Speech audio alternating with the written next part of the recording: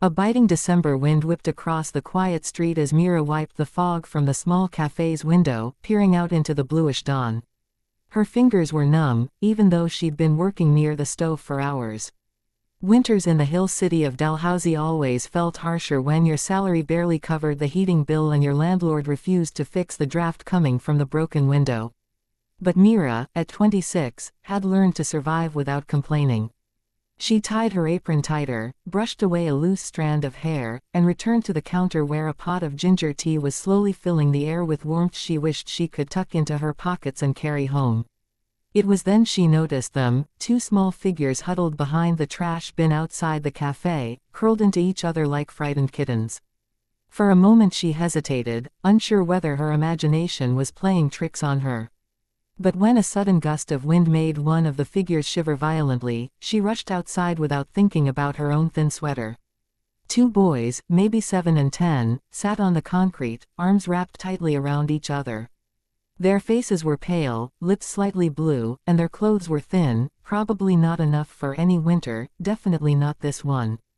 "Ari, what are you two doing here?" Mira crouched down, her voice gentle.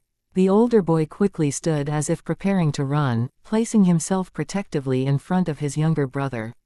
"We're fine," he said, though his trembling voice betrayed him. "No you're not," she said firmly but kindly. "Come inside before you freeze." She held out a hand. The younger boy looked at her with eyes too big and too scared for his tiny frame. "Please," she added softly. Something in her tone, warmth laced with decisive kindness, made the elder boy nod. She guided them inside, seated them near the stove, and grabbed 2 clean blankets from the shelf. She wrapped one around each, and the boys buried themselves gratefully in the warmth. "I'll make you something hot," she said, already pouring tea into cups. When she placed the cups before them, she noticed how fast the younger one reached for it but glanced at his brother for permission before taking a sip. "My name is Mira," she said. "What are your names?" There was a long pause. Finally the elder boy said, "I'm Arav. This is my brother, Kabir." "Good names," she smiled. "Now tell me, where are your parents? Do they know you're out here at this hour?"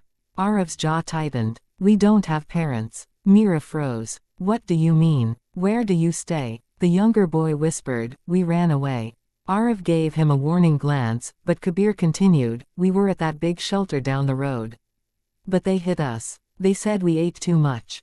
So we left last night. We didn't know where to go." Mira's heart clenched. She sat down beside them and listened as they described living conditions so cruel that she wished she could unhear. Their stories of neglect made her blood boil. Without thinking twice, Mira brought them 2 full plates of parathas and sabzi, even though she knew her boss hated when she fed anyone without charging. But as she watched the boys devour the food, her boss's anger felt insignificant. After breakfast, the boys fell asleep right there beside the stove, huddled together under blankets. Mira let them sleep. She worked quietly through the morning rush, telling lingering customers to lower their voices. Each time she glanced at the boys, something strange tugged at her chest, a protective warmth she hadn't felt in years. Maybe ever. By afternoon, the temperature had dropped even further, and snowflakes began drifting lazily from the dull sky. Business slowed. Mira finally had time to sit beside the boys again. She gently shook Arav awake. "Listen, I can't keep you here permanently," she said. "But I know someone who works with child services. A good person. She'll help you find a safe place." Arav's face paled with panic. "No, don't send us back to any home. They'll hurt us again. I'll work. I'll sweep floors, clean tables, just don't send us back." His voice cracked, and Mira placed a hand on his shoulder. "I promise I won't let anything happen to you. But you can't live on the streets either."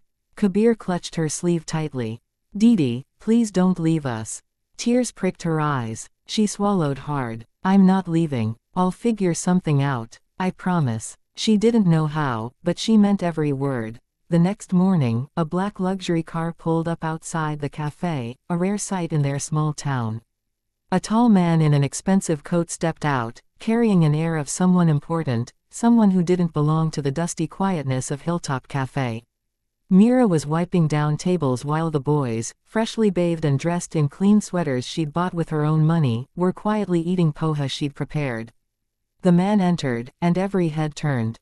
He had sharp, polished features, hair neatly styled, and eyes that scanned the cafe with an intense focus.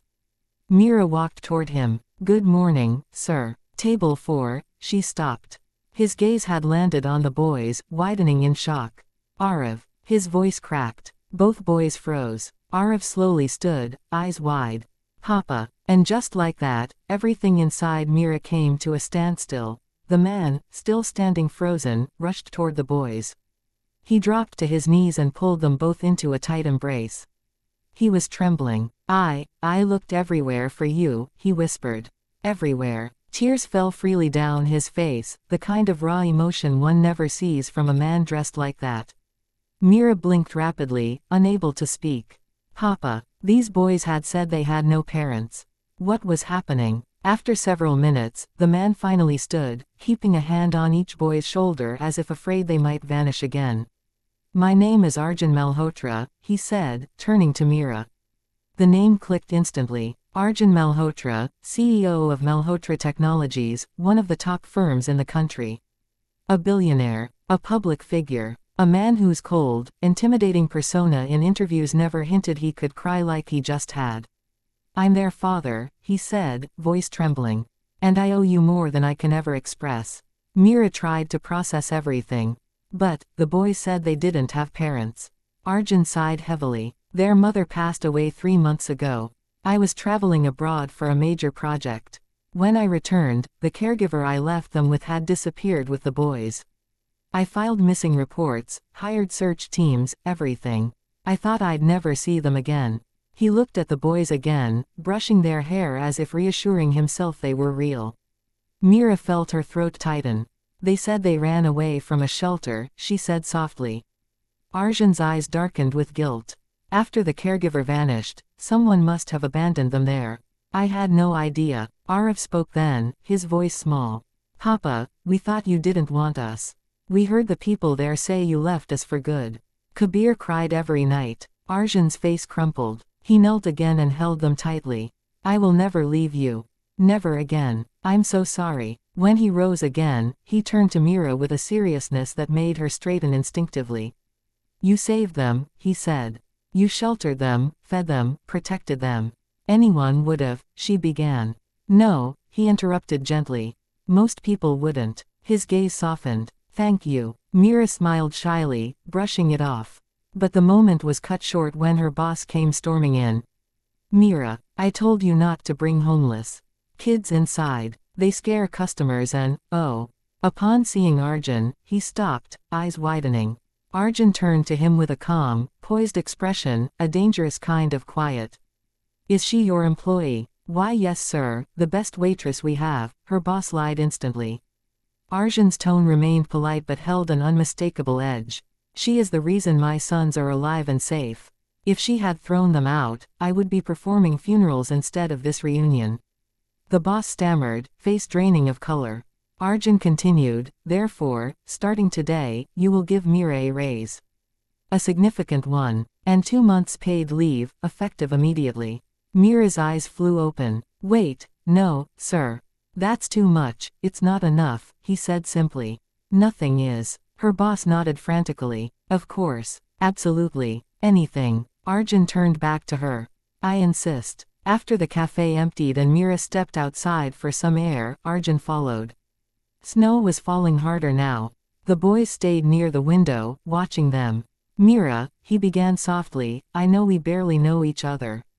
But I'm a father who almost lost his children forever. You stepped in when fate, or negligence, failed them." His voice trembled slightly. "I want to repay you properly." "You already have," she said. "Your gratitude is enough." He shook his head. "No, I wasn't talking about money." Mira frowned, unsure what he meant. Arjun inhaled deeply. "My sons haven't smiled in months. But this morning, when they were eating what you made, they looked alive again." He paused, choosing his words carefully. "They need someone gentle, someone kind, someone like you. And his voice grew quiet. "I haven't been this moved by anyone in a long time. Mira stared at him, stunned. Sir, what are you saying? Arjun gave a small, almost shy smile, the kind one would never expect from the CEO who made headlines with his ruthlessness. I'm saying that I want you in their lives. Her heart raced. You mean, as their caretaker? He shook his head slowly. As something more. Her breath caught. You don't even know me. I know enough, he said. I know you are the kind of woman a family is built around. She didn't speak for a long time. She barely breathed. Finally she whispered, Arjun, this is too big. Too sudden. He nodded gently. I know. I'm not asking you for an answer today. I'm asking you for a chance. He held out his hand. A chance to know you. To let you know me. To let my boys know the woman who saved them. The snow kept falling. The wind was cold. But Mira felt none of it. She looked at the boys inside, two boys she already felt fiercely protective of. She looked at Arjun, eyes filled with sincerity, vulnerability, and something else she didn't dare name yet. Slowly, she placed her hand in his. One chance, she murmured. That's all I'm asking for, he replied, but fate had a habit of moving faster than people expected. In the weeks that followed, Mira found herself drawn into their world, not the wealth or the luxury, but the warmth of a family she'd never had. She spent evenings with the boys, helped with homework, cooked meals with Arjun by her side, and slowly, she realized how naturally she fit into a space she never knew was waiting for her. And the boys, they clung to her with a kind of love she wasn't prepared for. One evening, 2 months later, during a quiet dinner, Kabir suddenly blurted, Papa, can Mira stay with us forever? Arav nodded. Yeah, I want her to be our mom. Mira froze, her fork in midair. Arjun stared at his sons, then looked at her. In his eyes she saw the same question, the same hope. He reached across the table and took her hand. Mira, he said softly, will you? His voice trembled. Will you be my wife? And somewhere between the warmth in their eyes and the quiet beating of her heart, Mira realized she already belonged to them. Yes, she whispered, tears filling her eyes. Yes, I will. The boys cheered. Arjun kissed her hand, his smile brighter than she'd ever seen. And the waitress who once worked in a small cold cafe became the heart of a home, a mother to 2 boys, and the wife of a man who once walked into her life by fate, but stayed by choice.